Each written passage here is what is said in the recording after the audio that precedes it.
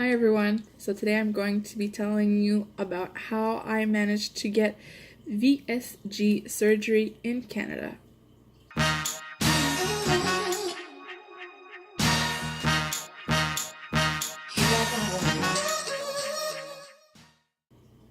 So VSG surgery is literally vertical sleeve gastrectomy, and what that means is they go in and they cut out 2/3 of your stomach, leaving the size of about a banana inside of you to help you lose weight.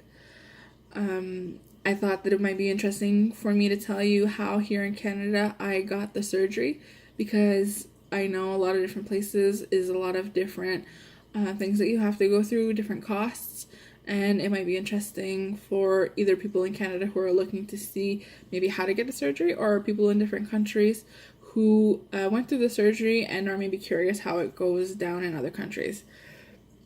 So I can only tell you my experience. I can't tell you the experience of other people who have had the surgery, even from a couple of years ago.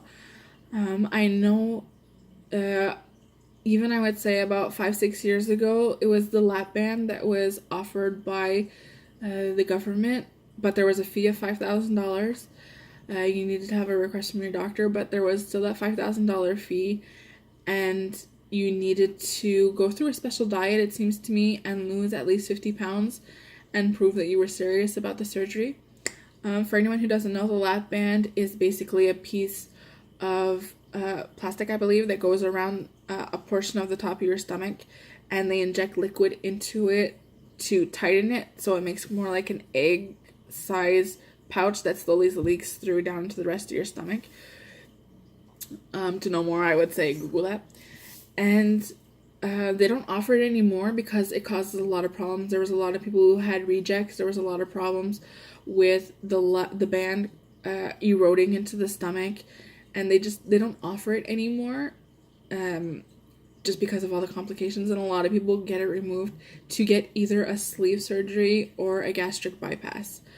So I'm going to show you an image of what the sleeve looks like and the bypass.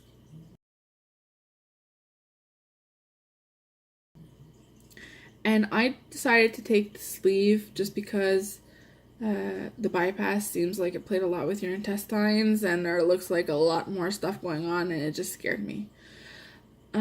So the way I went about getting it was, I mentioned it to my doctor, I would say about 4.5 years ago, and I told her, I got on my courage because talking about personal things like that is really hard for me, even with my doctor. So I went to go and see my family doctor, and I told her, look, I'm interested in having maybe bariatric surgery. And right away she shut me down. She goes, I don't believe in that. You're not getting it. I am not giving you a reference. All you have to do is follow the Canadian food guide, exercise, and you'll be fine. So it was kind of like, oh my god, I'm sorry, okay, I guess I should never have said anything. So I completely dropped it. I was like, but my doctor is a total bitch. She took a retirement, which good, because not a good doctor. So she had totally shut me down, and it kind of made me go like, oops, okay. And that following year, I had, in the same year, so I had my doctor's appointment in like January, and I had an appointment with my gynecologist the following March or April. And during that appointment, she had mentioned to me, because I was having problems with my period, and she had mentioned to me weight loss surgery. And I said, well, it was interesting to me, but I'm not sure. And she said that she knows a lot of people that it helped them with their period, and it helped them just to have a better life. And she said that I should talk to my doctor about it. And then I told her the story about how my doctor shut me down. She said, fine. She goes, I'll give you your reference. She goes, I'll sign the paper saying that you should be looked at maybe as a potential client for this. So I said, okay, cool, thanks. And I remember taking the paper, putting it in the glove compartment of my car, and not talking to anybody about it. I felt so ashamed, I think is the right word, that I would need to have a surgery to lose weight, which I know is stupid, but I'm someone who is negative to myself in my head. I am very like self degrading, which is something I know I need to work on. So it was kind of like, what is the matter with you? You need to have surgery to lose weight. You can't, like, where's your willpower? So I didn't tell anybody that I had the paper. I just kept it in my car, and I was kind of like hiding it between other papers so that nobody could see it. And it stayed in my car, I would say, for a couple of months. And part of me wanted to go. I wanted to bring the paper, but the rest of me, it was like an eternal battle. And eventually, I would say after 6 months of having the paper, I just threw it out. I was like, too long anyways that I've had this paper. So that was done. 2 years again passed because I see my gynecologist every 2 years, and she mentioned if I had considered the weight loss surgery. And I said I considered it, but I wasn't sure because at the time there was only the lap band, and I had heard things about the lap band, and I was like, I don't want the lap band. She said, no, that things were changed. They don't offer the lap band, and she said, even if they did, don't take the lap band. You have different options now. So she said she would give me another paper. I said, fine. So I kept the paper, and this time I only kept it for about a month in my car, and I had slowly started to talk to people about it. I mentioned it to my dad to see what he thought. I mentioned it to my boyfriend to see what he thought. And I knew that even if I brought in the paper, I had a long wait. So basically what you need in Canada at this time, at this moment, and I live in Quebec, so this is how in Quebec it works. You need to have a reference from your doctor saying, look at this person. She may be a potential candidate for this kind of surgery. To be available for the surgery, you need to have an IMC of 40 or more, or you need to have an IMC of 35 with other health problems such as diabetes and high blood pressure, or diabetes and whatnot. And I brought it to the clinic, who is a specialized clinic for that specifically, and they told me that the wait is 18 months before you get a call saying an appointment, whatnot, around 18 months to have your surgery. I said fine because I wasn't ready for it yet anyways.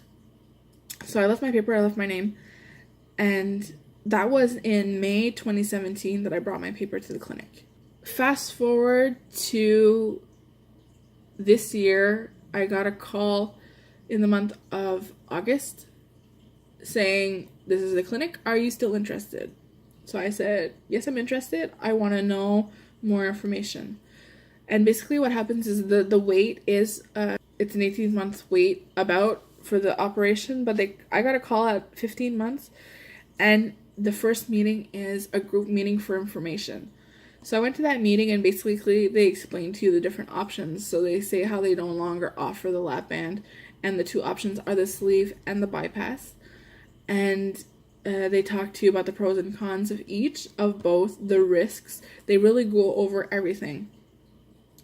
So at that time, it helps you to make your decision about what operation you would like, and then later on you can talk to the surgeon. So I did that information meeting in the morning.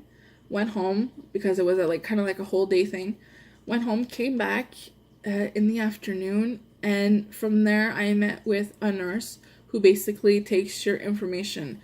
He wants to know your general health. He wants to know if there's anything specific that you have. How is your digestive system? How do you have any heart problems? Do you have any other physical limitations? And following that meeting with the nurse, he does his resume, and it's all on the same day.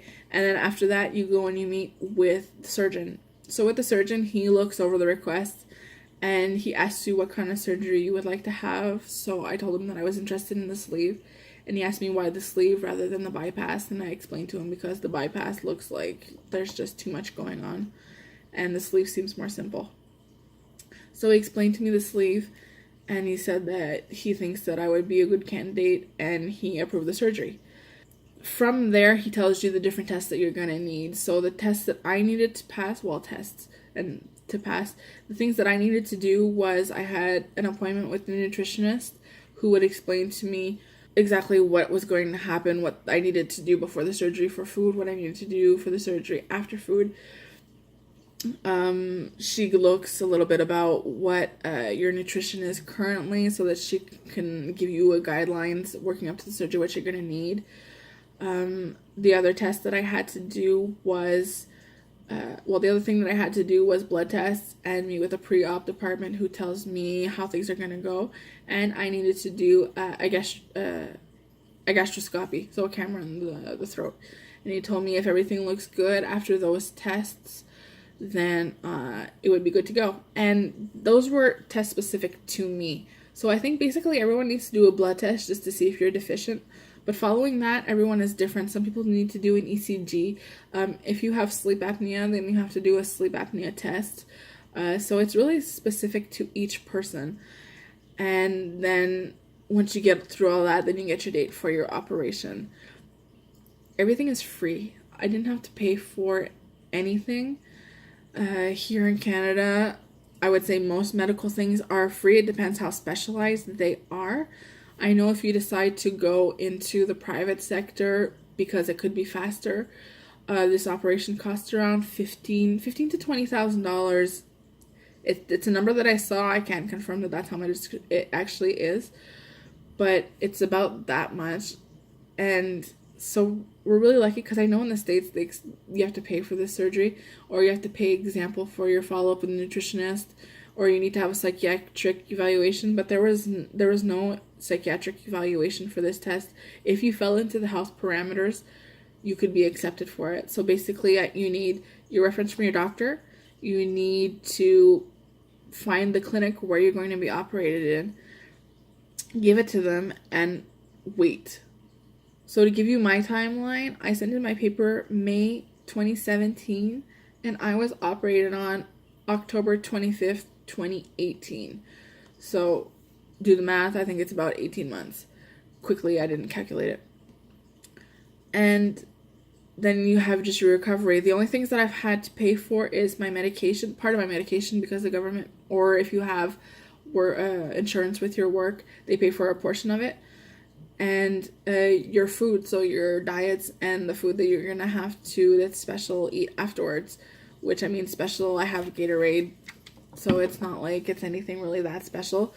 But the surgery was free, the nutritionist visit was free, the blood tests were free, everything is free. So I know for that part, I'm really lucky. And that's basically all the steps that I went through to get the surgery. So, I mean, I should have insisted with my doctor. If you think that you want the surgery and you're ready for the surgery, or it's something that you would maybe want to look into further, and you have the opportunity to maybe see another doctor, if your doctor blatantly refuses to give you a reference, talk to another doctor. Try and get a paper from another doctor. I mean, it doesn't need to be a family doctor. Like I told you, it was my gynecologist who had given me my reference. So if you think you're ready and you think that it's the right thing for you and you've done your homework, do your homework. Look up and see what exactly it is you're getting yourself into.